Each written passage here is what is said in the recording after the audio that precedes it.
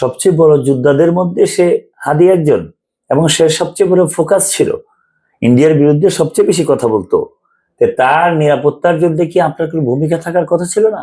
Real যে অপরাধী তাকে অ্যারেস্ট করতে হবে, গ্রেপ্তারে আনতে হবে এবং খুব তাড়াতাড়ি সেই কাজটা করতে হবে। যে মানুষটাকে গুলি করা হয়েছে তাকে আড়াল করার জন্য এটাকে অন্যদিকে ডাইভার্ট করার প্ল্যান হচ্ছে। যে জুলাইয়ের একটা যোদ্ধা বেঁচে থাকতেও আওয়ামী লীগ এদেশে ফিরতে পারবে না এবং নির্বাচন বানচাল করতে পারবে না।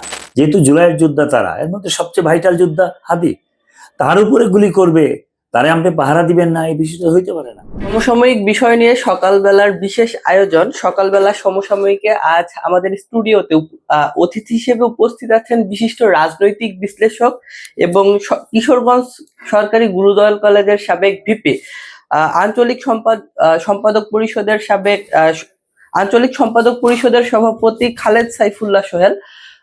আমরা সমসাময়িক বিষয় নিয়েই আলোচনা করব।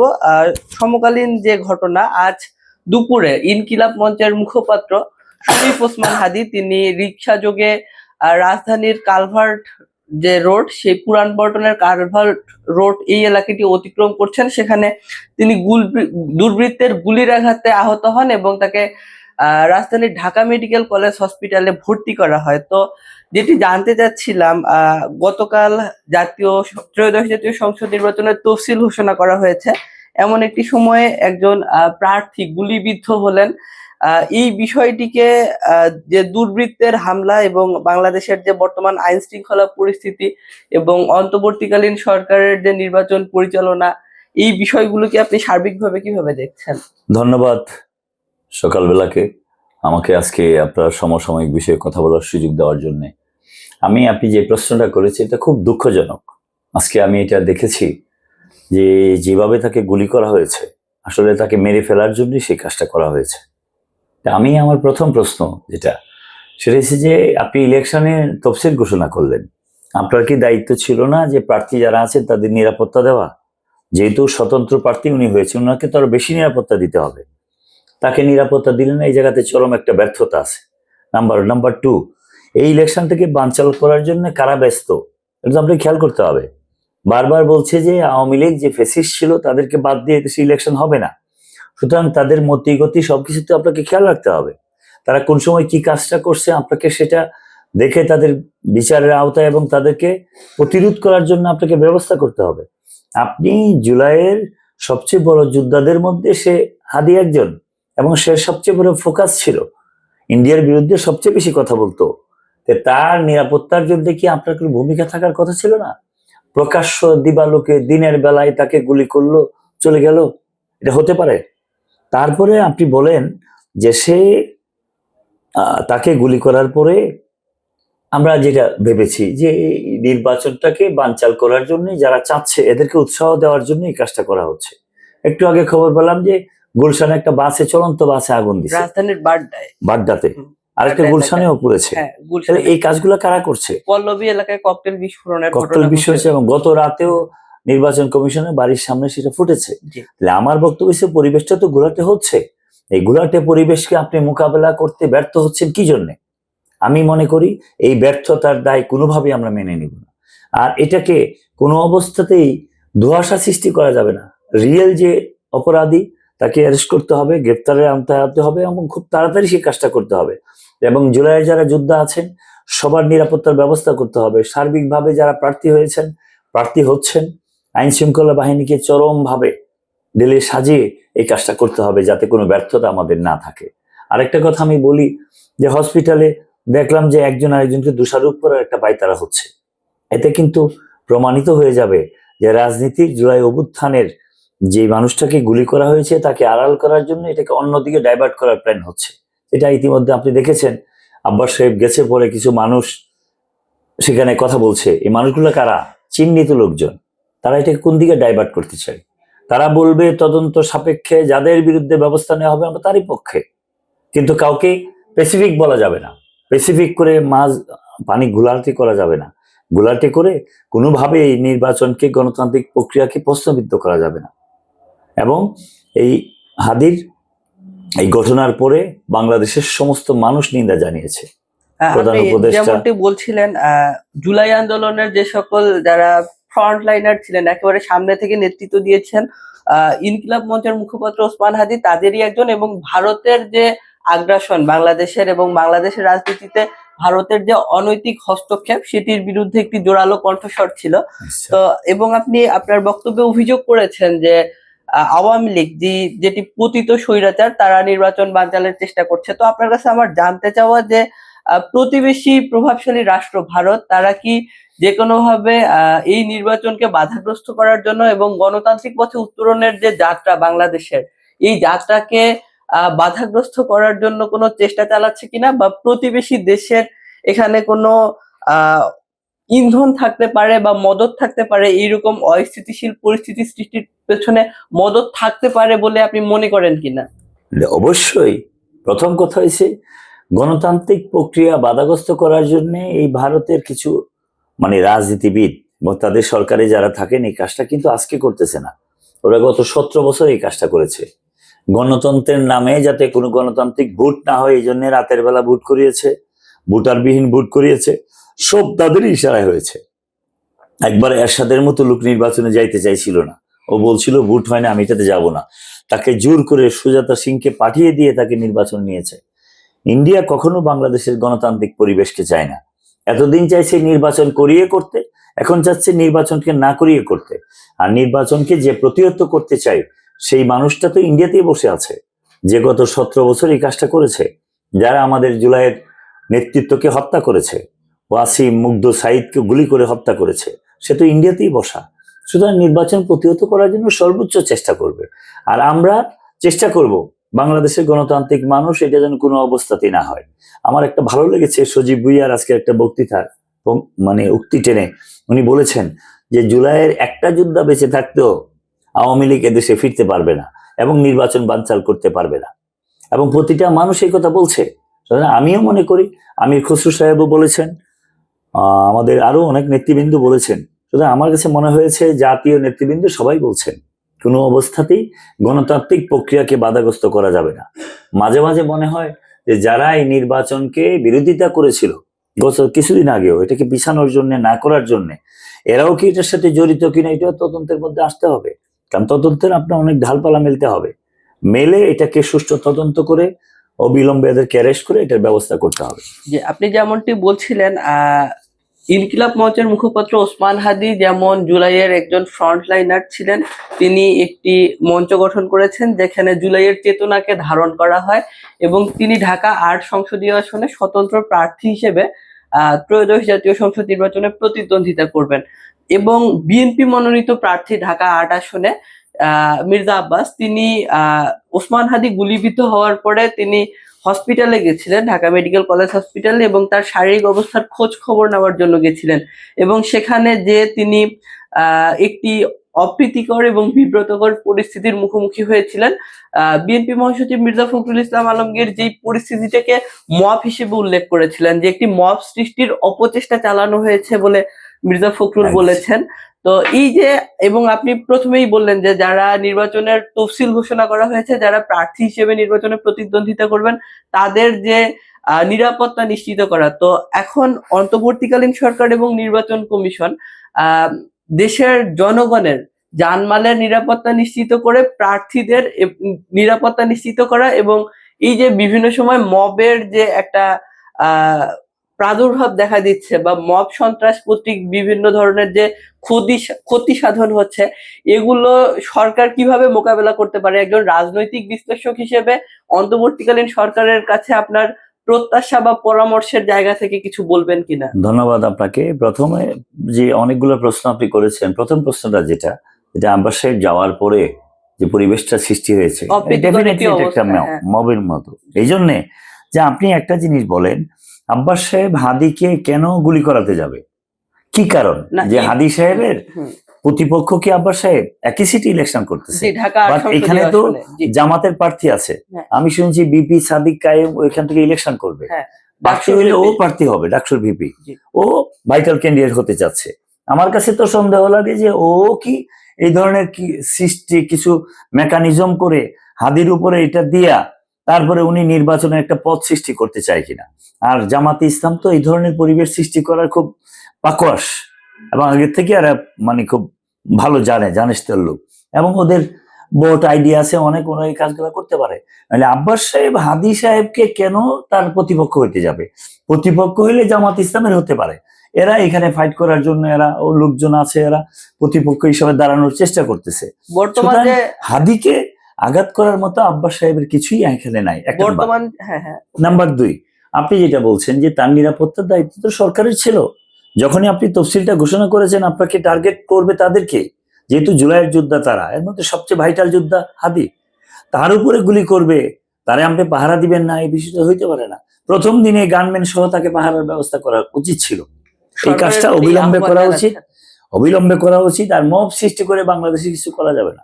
এগুলি সব বন্ড লোকের কাজ, অতীতে হয়েছে, অনেকদিন যাবৎ বন্ধ ছিল, আজকে একটা প্রক্রিয়া হয়েছিল, এটাও বন্ধ করে দিতে হবে। সরকারের কাছে অনুরোধ, আমি আব্বাস সাহেবকে দেখলাম যেভাবে ধৈর্য ধরে উনি এটাকে ফেস করেছেন, আমি ওনাকে ধন্যবাদ দিই আজকের এই অনুষ্ঠান থেকে। এবং উনি ধৈর্য ধরে এটা ফেস করেছেন, এবং বাংলার মানুষ বুঝতে পেরেছে যে আসলে এটা গোলাপানিতে মাছ শিকারের জন্যই আওয়ামী লীগ কারো মাধ্যমে এই কাজটা করাচ্ছে, তাদের ফিরে আসার জন্য। এই ফিরে আসার পথ বাংলাদেশের মানুষ খুব সহজে মেনে নেবে না। আজ যেহেতু আমরা সমকালীন বিষয়, সমসাময়িক বিষয় নিয়ে আলোচনা করছি, আজ সন্ধ্যার পরে গুলশান বাড্ডা লিংক রোডে একটি বাসে আগুন দেওয়া হয়েছে এবং রাজধানীর মিরপুরের পল্লবী এলাকায় একটি ককটেল বিস্ফোরণের ঘটনা ঘটেছে। এই যে জামায়াতের একটি প্রত্যাশা ছিল যাতে নির্বাচনটা পিছিয়ে যায়, তাহলে তারা পাওয়ার এনজয় বা ক্ষমতা উপভোগ করার যে একটা এটা আরো বেশি দীর্ঘায়িত হবে।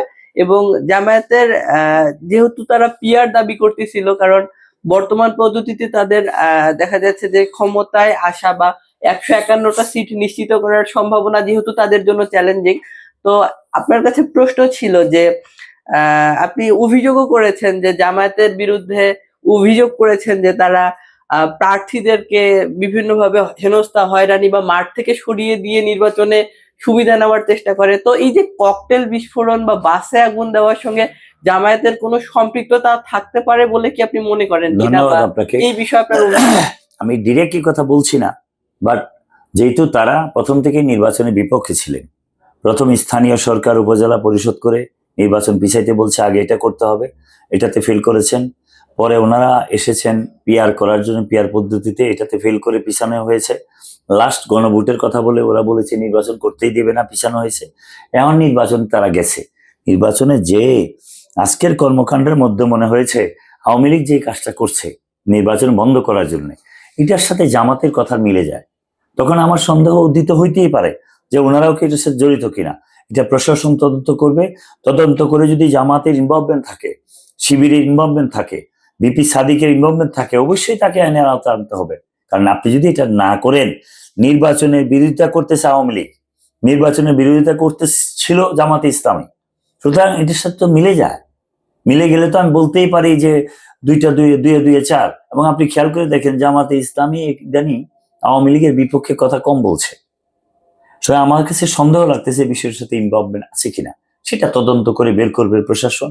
সেই সম্বন্ধে আমি ডিরেক্ট মন্তব্য করতে চাই না। আমার মন্তব্য একটাই, যারা এই কাজটা করেছেন তাদেরকে আইনের আওতায় এনে বিচার করতে হবে।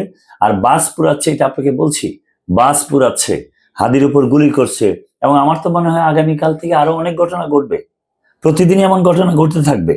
এবং ইন্ডিয়া থেকে হাদির নাম্বারে ফোন এসেছে, ইন্ডিয়ার নাম্বার থেকে তাকে মৃত্যুর হুমকি দেওয়া হচ্ছে। তাইলে তো বুঝাই যাচ্ছে এটা কারা করছে। সুতরাং আমি ক্লিয়ার যে তারা নির্বাচনকে প্রতিহত করতে চায়, তারাই এই কাজটা করতে চাচ্ছে। আমার জাতির কাছে অনুরোধ থাকবে, গণতান্ত্রিক প্রক্রিয়াকে ব্যাহত করার জন্য যারাই মাঠে থাকবে তাদের বিরুদ্ধে দাঁড়াতে হবে, তাদের বিরুদ্ধে কথা বলতে হবে। এই দেশটাকে গণতান্ত্রিক পরিবেশে রাখতে হবে, সুন্দর বাংলাদেশের দিকে রাখতে হবে। ধন্যবাদ আপনাকে।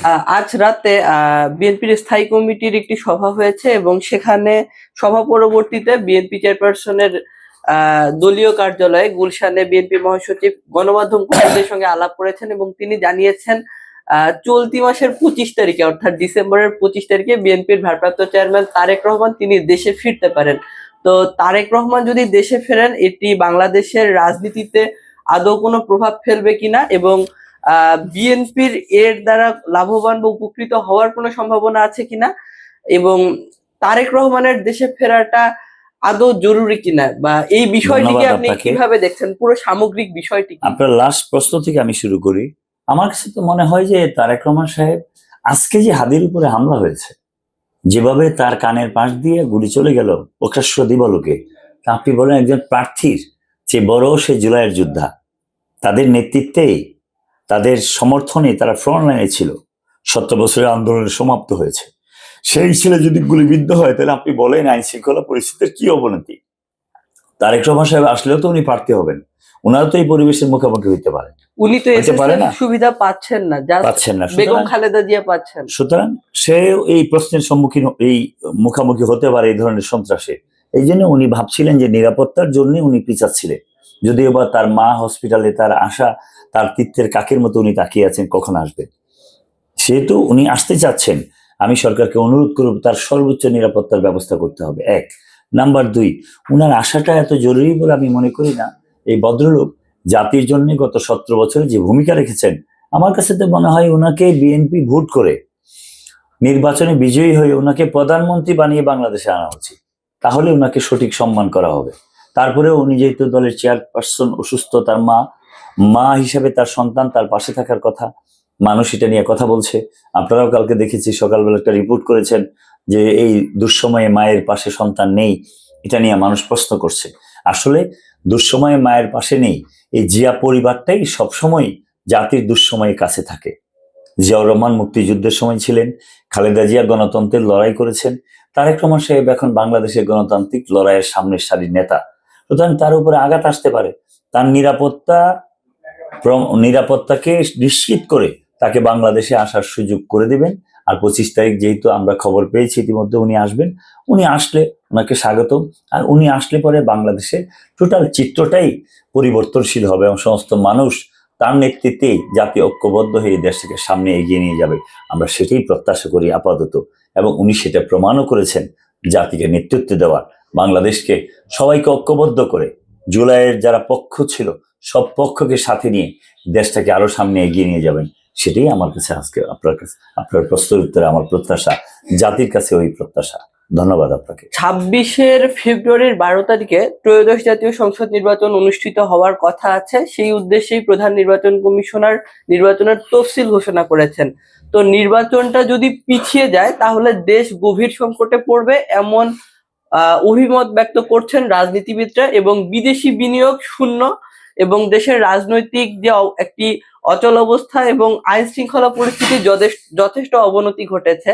তো এখন এই নির্বাচনটা বানচাল হওয়ার কোনো শঙ্কা দেখছেন কিনা? আর নির্বাচনটা যদি সরকার এবং নির্বাচন কমিশন অবাধ এবং সুষ্ঠুভাবে আয়োজন করতে চায়, আপনার পক্ষ থেকে তাদের প্রতি কোনো পরামর্শ থাকবে কিনা? ধন্যবাদ আপনাকে। প্রথমত, আপনি নির্বাচন পিছানোর যে প্রশ্নটা করেছেন, আসলে নির্বাচন পিছিয়ে দেওয়ার অনেক স্টেক হোল্ডার আছে বাংলাদেশে, যারা চায় নির্বাচনটা পিছাক, বাংলাদেশ অস্থিতিশীল থাকুক। প্রথমত শেখ হাসিনা এটা চাচ্ছে, উনি ইন্ডিয়াতে বসে প্রতিদিন মেসেজ দিচ্ছেন, তার উলিয়ারা যারা আছেন তারাও মেসেজ দিচ্ছেন যে কোনো অবস্থাতেই শেখ হাসিনাকে বাদ দিয়ে নির্বাচন হবে না। আসলে তার তো বিচার চলছে, উনি তো ইচ্ছা করলেই নির্বাচনে আসতে পারবেন না, নাম্বার 1। নাম্বার 2, আপনি বাংলাদেশেও কিছু মানুষ আছেন যারা এই নির্বাচনকে পিছানো চাচ্ছেন, এর মধ্যে অন্যতম জামাত ইসলামী। ওনারা চাচ্ছেন, এখন তো ওনারা পাওয়ারের কাছাকাছি আছেন। বাংলাদেশের ৫৪ বছরে জামাত ইসলাম এত পাওয়ার এক্সারসাইজ আজ করছে কিনা আমার জানা নেই, মানে কেউ জানেই না। ৫৪ বছরে ওরা অনেক নিচে ছিল, আন্ডারগ্রাউন্ডে থাকতো, অনেক প্রবলেমে থাকতো, এখন পাওয়ারে আছে। একটা নির্বাচন হয়ে গেলে, নির্বাচনে কোনো কারণে যদি তাদের অবস্থা মানুষ যা ভাবছে এমনই হয়, নির্বাচনে ভালো যদি না করতে পারে, তাহলে তো পাওয়ার এক্সারসাইজ হবে না। তারা কি চাবে? তারা তো চাবেই যে নির্বাচনটা পিছাইলে আরো ৪-৫ মাস আমরা এক্সারসাইজ করি, আরো আমরা কথাবার্তা বলি। সুতরাং এই পক্ষ থাকতে পারে, আরো কিছু পক্ষ আছে, এর মধ্যে রাষ্ট্রপতি সাহেব আছেন, উনি কি কারণে জানি আবার কি কথা বলছেন। এর মধ্যে সেনাবাহিনীর কিছু ইনভলভমেন্ট থাকতে পারে, সেনা প্রধানরা চাচ্ছেন তাড়াতাড়ি নির্বাচনটা হয়ে যায়। মানে অনেক প্লেয়ারই মাঠে খেলার সুযোগ নিচ্ছেন। আমার কাছে যেটা মনে হয়, কোনো অবস্থাতেই নির্বাচন পিছানো যাবে না, সঠিক টাইমে সঠিক সময় নির্বাচন করতে হবে। আর যারা প্রার্থী হয়েছেন, জুলাই যোদ্ধা যারা রয়েছেন, যারা ভিআইপি পার্সন রয়েছেন, সবাইকে পাহারার ব্যবস্থা করে তাদের নিরাপত্তার ব্যবস্থা করবে, সরকারের পক্ষ থেকে সেই ব্যবস্থা করবে। সেই কথা বলে আমি চাই বাংলাদেশের মানুষ গণতান্ত্রিক প্রক্রিয়ার মধ্যে থাকুক, সুন্দর একটা বাংলাদেশ হোক, সেই প্রত্যাশায় আমি আপনাকে ধন্যবাদ জানিয়ে আমি আমার কথা এখানেই শেষ করলাম। ধন্যবাদ। প্রিয় দর্শক, আমাদের সঙ্গে স্টুডিওতে ছিলেন খালেদ সাইফুল্লাহ সোহেল, যেমনটি শুনছিলেন তিনি সমসাময়িক বিষয় নিয়ে বলছিলেন। তো বাংলাদেশের রাজনীতি, বিনোদন, অর্থনীতি, শিক্ষা, স্বাস্থ্য সকল বিষয় সম্পর্কে সকল আপডেট জানার জন্য আমাদের ফেসবুক পেজটিকে ফলো দিবেন, ইউটিউব চ্যানেলটিকে সাবস্ক্রাইব করবেন এবং আমাদের প্রিন্ট এবং অনলাইনের সঙ্গেই থাকবেন।